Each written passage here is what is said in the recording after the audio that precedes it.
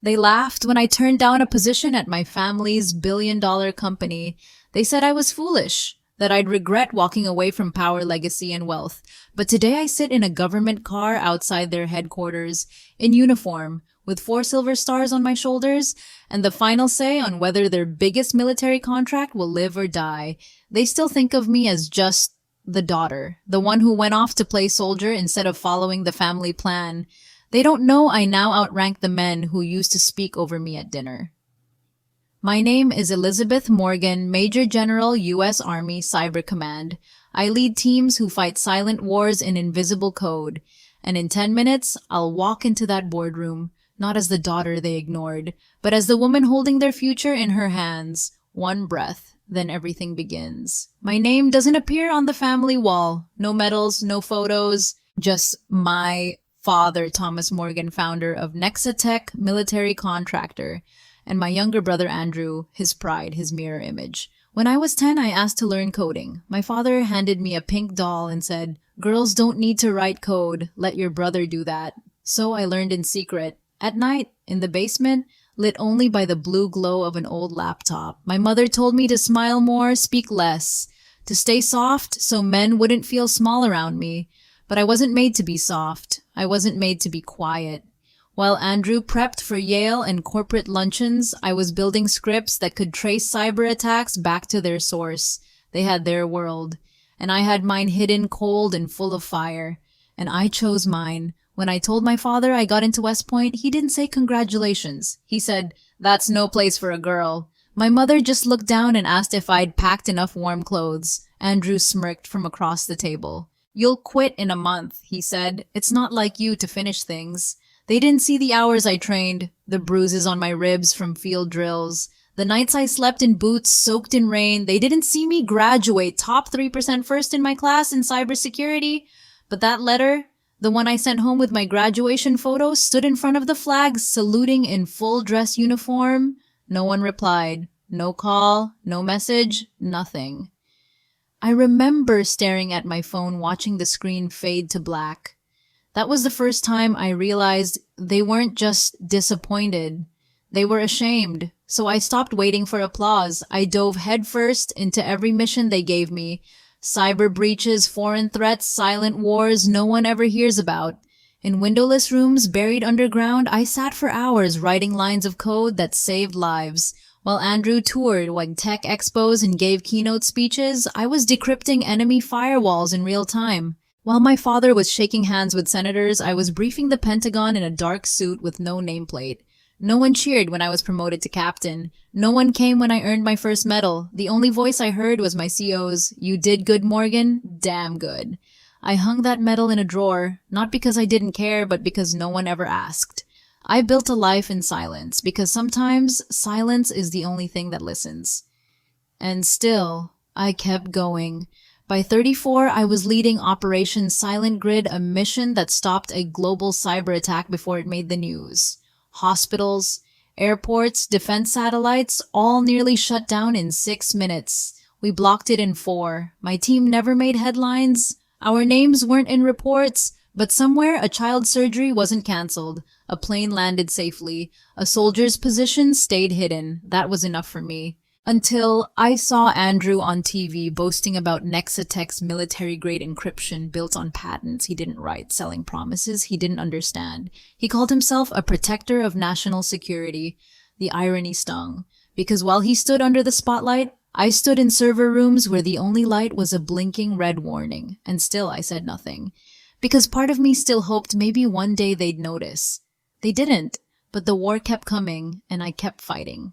Then last month, I got the invitation. It arrived in a silver envelope embossed with gold letters, Andrew Morgan and Amelia Hartley. Wedding celebration location, the Grand Ellington. Black tie, no +1, no note, no message, just my name. Printed, not written, 10 years without a word. And now a seat at their polished, picture-perfect day. I almost threw it out. But then I remembered my mother's voice on the phone months ago. Just come home once, for me, even if no one else wants you there. So I booked the flight, pressed my uniform, and packed the one thing they never gave me, my dignity. I wasn't coming as a guest. Not as a sister. Not as a daughter. I was coming as me. And even if they placed me at the back of the room, I would walk in standing tall. Let them see what they chose to ignore. The Morgan estate hadn't changed.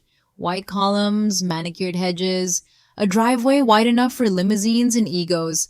I stepped out of the taxi in my plain black suit. Not the uniform, not yet. Just enough to blend in, not enough to pretend.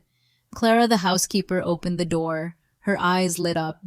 "Miss Lizzie, it's been too long." I smiled. Hers was the first warmth I'd felt since landing. Inside, the walls gleamed with oil paintings and glass trophies. Andrew's MBA framed in gold, my father's photo on the cover of Forbes, not a single trace of me. No medals, no certificates, not even the photo I sent after my first promotion. I paused at a dusty shelf in the corner. A childhood photo, me and Andrew in the yard. He's holding a toy plane, I'm holding a wrench. I always built things. He always took credit, even then. Dinner that night was quiet, too quiet. My father skimmed the business section of the Times, only looking up to sip his wine. Andrew scrolled his phone under the table. My mother smiled too much, like she was filling the space with sweetness. I ate slowly, fork-knife silence. Then my father finally spoke. "Still in the army, Elizabeth?" I nodded. "Yes, Cyber Command." He raised an eyebrow. "Still playing with computers?" Andrew chuckled. "You know, you could have been CTO by now if you just—" I set my fork down. "If I'd followed the path laid out for me?" "I know." My mother shifted. "Let's not do this tonight. It's Andrew's weekend." I smiled. "I'm not here to start anything, just eating my dinner." But inside, something twisted. Not because they dismissed me, because it still hurt. That part of me wanted their approval, even now. The wedding day arrived. The Grand Ellington glittered like a palace, crystal chandeliers, marble floors, soft jazz echoing through velvet halls. A woman in a headset handed me a cream-colored envelope. "Your seat, Miss Morgan, table 19. I paused. Table 19, far from the stage, near the kitchen doors. I looked around. Cousins, college friends, investors, all seated closer. Even Andrew's college roommate had a spot near the front. I smiled politely, thanked her, and walked toward my table. Every step felt like a quiet reminder, you don't belong. A distant relative glanced at me. "Oh, you're Liz, the army one," then turned away before I could answer. I sat down, folded my napkin, took a sip of water to push down the tightness in my chest. They didn't have to say anything cruel. They just made sure I wasn't seen, and somehow that still cut deeper. Laughter echoed from the head table. Andrew stood beside his bride, raising a glass, beaming under the soft lights. My father clapped proud and glowing. My mother dabbed her eyes, overcome with joy. I watched from a distance, my water untouched. The voices blurred into a gentle hum, like music playing through a closed door I wasn't invited to open. A waiter passed by with champagne. "Ma'am," I shook my head. Somehow celebration felt heavier than combat gear. From my seat, I saw a sea of polished shoes, satin gowns, and easy smiles. I remembered nights in desert bunkers, sleeping in my boots. I remembered cold air static screens and keyboards that hummed like heartbeats. This wasn't my world, but it had once been my family, and now I sat just close enough to see them, but never quite close enough to be seen. As Andrew laughed with our father, a memory pulled me backward summer evenings on our childhood lawn. He was 8. I was 12. I fixed his broken remote-controlled car while he chased fireflies. Our father stood on the porch watching. "That's my boy," he'd say, even though I was the one holding the screwdriver. He never said that to me. Not when I built my first network. Not when I got my cybersecurity certification at 16. Back then, I thought if I worked hard enough, he'd notice. But daughters weren't meant to lead, only to support. Smile. Step aside. I blinked back into the present Andrew, toasting with investors, basking in the warmth I used to reach for. I touched the West Point ring on my hand, its edges smooth from wear. It wasn't just metal, it was proof I'd earned everything, without ever being anyone's golden child. A woman leaned toward her friend at the next table. "That's Liz Morgan, right? The sister, still in the military," her friend replied without lowering her voice. "Yeah, shame honestly. With that brain, she could have ruled tech. They didn't whisper, they didn't need to. People rarely lower their voices when they don't think you matter." I kept my face still, lifted my glass, took a slow sip of water to swallow the sting. To them, I was a missed opportunity, a waste of potential, an odd choice in a world that only respected boardrooms and stock options. They didn't know about the black sites I secured, the threats I neutralized before headlines were needed, the nights I went without sleep so millions could. I wasn't a soldier polishing boots. I was the firewall between their comfort and chaos. But none of that fit in a wedding speech. I was staring into my untouched plate when I heard a firm voice behind me. "General Morgan?" I turned. A tall man in uniform stood at attention, Colonel Derek Hayes, a colleague from Operation Silent Grid. He saluted, crisp and unwavering. "Ma'am, it's an honor to see you again." The conversations around us slowed. Heads turned, forks paused mid-air. I rose, instinctively returned the salute. "Good to see you, Colonel. Enjoying civilian life?" "Trying," he smiled. "But no battlefield compares to a wedding crowd." We shared a quiet laugh. For once, it wasn't strained. As he walked away, I felt eyes still on me, people whispering, guessing, recalculating.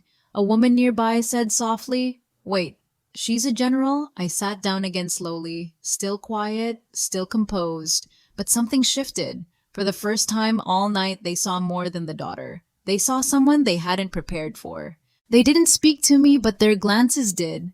A man 2 tables over leaned toward his wife, murmuring something while subtly pointing in my direction. She straightened in her seat, adjusted her pearl necklace. Eyes on me now, not with pity, but calculation. That's what a title does. It makes people remember your name, even when they've spent years forgetting your worth. I sipped my water steady, but inside I felt the twist of something old and familiar. Pride, resentment, a quiet ache. I didn't want respect that came only after a uniform, after a rank. I wanted to be seen as myself, not just a badge or a surprise or a who would have thought, but part of me knew this was the only language they understood. And tonight, I finally spoke it without saying a word. I glanced toward the stage, Andrew and our father sharing a toast, arms around each other, faces lit with pride. The applause swelled. I clapped too lightly, the sound barely touching my palms, and in that noise, I heard silence. The silence from years ago when I emailed them about my NATO commendation. No reply.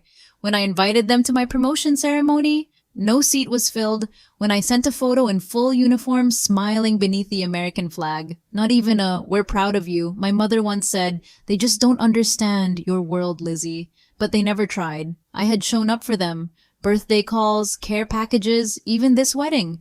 But no one ever showed up for me. I wasn't bitter. I was just tired of asking to be seen by people who only looked when it benefited them. When the first dance began, I slipped out onto the balcony. The ballroom behind me glowed golden lights, strings of laughter, polished celebration. Out here, only moonlight and the distant hum of the city. I leaned on the cold railing, breathing in the night air. No perfume, no champagne, just quiet. I looked down at my hand, the West Point ring catching the soft glow. A promise I made to myself to serve even if no one ever clapped. Behind the glass, Andrew spun his bride in a circle of flashing cameras. People cheered, glasses clinked, and I just watched, not with jealousy, but with a strange sadness. Because this was family, and yet I felt more like a stranger than any battlefield had ever made me feel. I didn't leave out of spite. I left because I had already given all of me they were ever going to ignore. I returned that night to the Morgan estate. The driveway lights flickered on as the gate opened, welcoming me home like I still belonged there. Inside, everything gleamed: marble floors, curated art, silence dressed as elegance. Clara met me at the door. "You're back early," she said softly. I nodded, offered a tired smile. It was a long day. I wandered into the living room. On the mantel, Andrew and Dad at the NASDAQ bell. Mom at a charity gala. Andrew's wedding photo already framed. Nothing of me. Not even a corner. Not a pin. Not a page. Not the photo of me shaking hands with NATO brass. I once mailed it to my mother with a handwritten note. "Wish you were there." She never replied. I told myself maybe it didn't match the decor, but deep down I knew there simply wasn't space for the daughter who didn't obey the script. In the far corner, half hidden behind a tall vase, sat a small wooden frame. I knelt down and wiped away the dust. It was us, me, Andrew, and our parents in a park years ago. Andrew had a toy rocket in his hand. I held a magnifying glass, inspecting a beetle. Dad's arm rested on Andrew's shoulder. Mine stood slightly apart, unnoticed. Even then, I stared at it for a long time, not out of longing, but because it reminded me how early the story had been written. Girls in this family were raised to be elegant, not curious, supportive, not leading. They didn't crush my dreams, they simply left them unfed, and somehow I grew them anyway. I set the photo back gently, the dust still clinging to its edges, like memory, like sadness that's too quiet to name and too old to keep carrying. I heard soft footsteps behind me. My mother stood in the doorway, a silk robe draped over her shoulders, silver hair catching the hall light. "Lizzie, you're back early." Her voice was warm but careful, like she was speaking to someone else's daughter. "The wedding was lovely," I said, forcing a smile. Just needed some air." She stepped forward, arms halfway open, then dropped them. We shared a brief, hesitant hug, familiar but distant. "Andrew looked so handsome, didn't he?" "And Amelia is just radiant," she said quickly, as if filling space before I could speak. I nodded. They seemed happy. She looked around the room, then added, "Your father's speech was beautiful. He was so proud." The words didn't hurt like knives anymore, more like dull reminders, paper cuts from pages I'd stopped reading. "Good night, Mom," I said, then climbed the stairs alone as always. In the guest room upstairs, I unpacked slowly. One uniform, 2 changes of clothes, and a classified file marked Project Helios. I laid it on the desk beside the bed. My fingers brushed its corner, then paused. Helios Nexitech's newest defense bid. Massive, critical, and flawed. My team had flagged discrepancies. Inflated costs, unclear sourcing, and now I held the power to approve or bury it. I stared at the Nexitech logo stamped on the folder. The same logo printed across Andrew's cufflinks, across the invitations, across every room in this house. I opened the file, took a pen, made notes clean, precise, emotionless. Not because I wanted revenge, but because national security didn't care about wedding speeches or forgotten birthdays. In 1 week, I'd see them again. Not at a party, not as Lizzie, as Major General Elizabeth Morgan, and this time they would listen. The next morning, sunlight poured through tall windows, making everything look softer than it felt.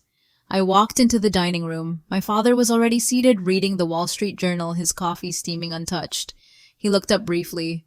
"Liz," I nodded. "Morning." I sat across from him. My mother brought over eggs and toast with a faint smile, then disappeared into silence. Cutlery clinked, pages turned. No one asked how I slept. No one mentioned the night before. Then he spoke. "What did you think of the wedding?" "It was beautiful," I replied steady. "Andrew looked happy." He folded his paper. "And you, still with the military?" I met his eyes. "Yes, still there." He gave a half sigh. "You know, Liz, sometimes I wonder what you're doing with your life." The eggs turned cold on my plate, and so did the air between us. I placed my fork down gently. Not angry, just done. "I like my work," I said, voice calm, measured like every classified briefing I'd ever given. He leaned back in his chair. "That's not work, Liz. It's a phase. A long one. You could be running something real by now." He meant Nexitech. He always did. My mother reached for her teacup, eyes flicking between us like trying to prevent a fire by pretending there's no smoke. "You're not like Andrew," he added, voice firm but oddly casual. "He's building something that lasts." I smiled, not out of kindness, but survival. "I'm not Andrew. I never was." He didn't respond, just looked past me as if searching for a daughter he understood, and finding a stranger instead. I excused myself from the table, left the toast untouched, left the room colder than I found it. That afternoon, I visited Andrew's office, downtown 40th floor glass, everywhere a view so wide it made the city look small. The receptionist didn't recognize me, called to confirm, then offered a tight smile. "He'll see you now." Andrew stood when I entered, gray suit, clean desk, confidence rehearsed. "Liz, didn't expect you," he said, offering a handshake that felt more like protocol than greeting. "Just wanted to say congratulations." "Thanks. The wedding was a lot, but worth it." He gestured for me to sit. I did back straight. No small talk, no warmth, just space filled with cold surfaces and polished pride. Then came the question, "You're still with the army, huh?" Like it was a habit I hadn't shaken. Not a career, not a life. I nodded once. "Still there." He smiled faintly. "You really are one of a kind." And somehow it didn't sound like praise. Andrew leaned back in his chair, fingers tapping lightly on his desk. "You know," he said, "Dad and I talk about you sometimes. You're sharp, always were. We could find a spot for you. Nothing major, just a start." I kept my face still. He meant well, but the words cut just the same. A start. As if I hadn't been leading national defense operations while he was still interning at the company. "Thanks," I said quietly. "But I have a job, one that matters." He gave a light laugh, the kind you use when brushing off a truth you're not ready to face. "Sure, but you know how the world works, Liz. Money, power, connections. The army doesn't give you that." I looked him in the eye. "No," I said. "It gives you purpose, even if no one claps." He didn't respond, just glanced out the window. Maybe to escape, maybe to hide. I left his office without another word. The handshake was colder this time, more habit than family. In the elevator, I stood alone watching my reflection in the gold-trimmed doors. Hair-neat eyes, clear back straight. But inside, everything pressed tight. Not pain, just a weight I couldn't name anymore. The doors slid open on the ground floor. Laughter from the lobby drifted past me, soft and distant, like a life that used to be mine. Outside, the city moved without pause, cars' heels, voices' ambition. I stepped onto the sidewalk and for a moment stood still in all that motion. I wasn't angry, I wasn't bitter. But I was finished waiting for them to see me. They wouldn't. Not until they had to. And that day was closer than they realized. The morning of the meeting, I stood in front of the mirror in my apartment. Dark blue dress uniform, 4 silver stars, decorations aligned with precision. I pinned my nameplate "Last Morgan Clear." Unapologetic. This wasn't armor. This was identity. Forged, earned, never gifted. Outside, my driver waited silently. Official transport, black SUV government plates. I didn't need an entrance, but protocol required one. As we pulled up to Nexatech headquarters, I saw it, the same logo etched into marble and ego, the symbol I'd grown up under. Now, just another file on my desk. A young assistant met me at the door, eyes wide. "Major General Morgan, this way, please." Her voice shook slightly. Good. Let it. Because for the first time, they weren't waiting for the daughter. They were waiting for the decision maker, and I was ready to speak in the only language they respected. The boardroom was glass-polished, immaculate. Long table, 12 chairs, floor-to-ceiling views. My father sat near the head, Andrew beside him, scrolling through his tablet. They didn't look up when I entered. Not at first. Then Robert Callahan, chairman of the board, stood. "Ladies and gentlemen, allow me to introduce Major General Elizabeth Morgan, Director of Cyber Strategy, U.S. Army Cyber Command. She holds final approval authority on Project Helios." The room fell still. Andrew's hand froze mid-swipe. My father's pen slipped slightly from his grip. Their eyes found me, and for the first time in years, they didn't know what to say. I took my seat, slowly folder in hand, face unreadable. "Thank you, Mr. Callahan," I said. "Let's begin." And just like that, every assumption they'd made was no longer useful. I wasn't here for revenge. I was here to do my job. I opened the folder. Page 1. Numbers, contracts, cost projections. I didn't raise my voice. Didn't need to. Let's start with the $47 million line item allocated to Nexatech's Singapore subsidiary. I looked directly at Andrew. "Its purpose isn't clearly defined. Can you explain the expense?" He blinked. Quick shuffle of papers, hands suddenly unsure. "That's auxiliary R&D support," he said. "Future phase prototyping. Can you provide documentation of deliverables tied to that cost?" I asked, tone steady, cold but fair. He looked toward my father, who remained silent, staring at the table. I slid another document forward. "According to our independent audit, that subsidiary hasn't produced Helios-related output in 2 years." Silence. air thick. Only the ticking of a wall clock dared to interrupt. I didn't look away, didn't flinch, because now they weren't questioning my choices. They were answering to them. I flipped to the next page. Let's move to infrastructure security. Two engineers shifted nervously. One reached for his laptop. Andrew kept his eyes down. The current encryption protocol GenSec 5.2 has a known vulnerability, a side-channel exploit. If weaponized, the entire Helios system could collapse in under 6 hours. Gasps were swallowed, not spoken. We flagged this 2 weeks ago, I continued, and received no mitigation plan in response. An executive tried to speak. We were told the military was satisfied. You were told nothing by my office. I cut in calm, but final. And I don't approve blind. I turned to the engineers. You have 72 hours to submit a revised architecture. This project doesn't move forward until every layer is airtight. Andrew opened his mouth but said nothing, just stared at the documents like they were written in a language he never bothered to learn. I now spoke fluently. The silence after I finished was heavier than any battlefield briefing. My father finally looked up. His voice when it came was tight. Elizabeth, Major General, you'll have everything you need. We'll make it right.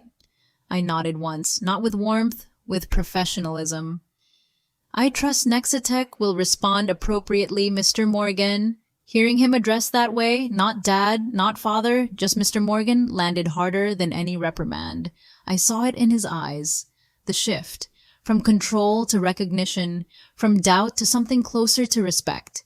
Andrew sat frozen beside him, hands clasped, lips pressed thin. His entire world just tilted, and he didn't know where solid ground was anymore. The room moved on. Discussion resumed, but nothing was the same. They'd built a company expecting to impress generals. They never imagined one would be sitting at their own table, with their last name. 3 hours later, the meeting adjourned. Executives filed out with quick steps and lowered voices. Some nodded to me. One whispered, "Impressive." I didn't respond. Respect that arrives late always feels rehearsed. I gathered my documents slowly, every motion exact, because I couldn't let my hands show they were shaking. I wasn't rattled by data or pressure. I was rattled by the silence that followed my father's eyes when he realized he no longer held the room. He lingered near the exit, unsure. Andrew stood beside him, still looking at the floor. They didn't speak. And neither did I. Not because I had nothing to say, but because I had already said everything that mattered without raising my voice once. I walked out of the boardroom without looking back. Let them sit in the stillness I had lived in for years. Let them feel what absence really sounds like. An assistant caught up to me in the hallway. Major General Morgan, Mr. Callahan would like a word in his private office. Your family is already there. I paused, not because I was unsure, but because I needed one deep breath to steady the storm I'd packed away for a decade. The door closed behind me. Robert nodded gently. I'll leave you all to talk. Inside, my father standing stiffly, my mother's seated eyes red. Andrew by the window, arms crossed, gaze lowered. No boardroom, no titles, just 4 people who used to share dinner and now barely shared understanding. Why didn't you tell us, my father asked, his voice brittle, about all of this? I met his eyes. I did. I sent invitations, emails, photos. I looked at my mother. You just never answered. And in that moment, the silence finally belonged to someone else. Part 33. Tears and Truth Body, 150 words. Technique, emotional breakthrough plus understated forgiveness. My mother pressed a hand to her mouth, tears slipping past mascara that had held all day. Lizzie, I didn't know. I thought you were doing admin work. You never said how high you'd risen. I did, Mom, I said quietly. You just didn't believe it was possible. She looked away, ashamed not of me, but of what she'd chosen not to see. Andrew finally spoke, his voice low. I mocked you. I thought you were stuck. Playing soldier while the world passed you by. I didn't nod, didn't soften, just listened. He continued, You deserve better from us, from me. And somehow that landed more than the numbers, the silence, or even the applause that never came. My father sat down slowly. I thought you were wasting your potential, he said. Turns out you were the only one not wasting yours. I didn't cry. but something inside finally exhaled. My father looked at me for a long time, not as a disappointment, not as a stranger in uniform, just as his daughter. "I don't know how to fix this," he admitted, "but I want to try." He stood, unsure, then stepped closer. "You made something real, not with our name, with your own." The room was quiet, the heavy kind when no one's pretending anymore. My mother reached out, touched my hand. "I'm proud of you, Lizzie. Not because you wear stars, because you didn't wait for permission." I nodded, swallowing the lump in my throat. Andrew stepped forward, held out his hand, not as a brother pretending, but as someone trying. "If you ever want to talk as just us, I'd like that." I shook it, and for the first time in years it didn't feel cold. It felt unfinished, but maybe starting. A week later, I returned to the estate.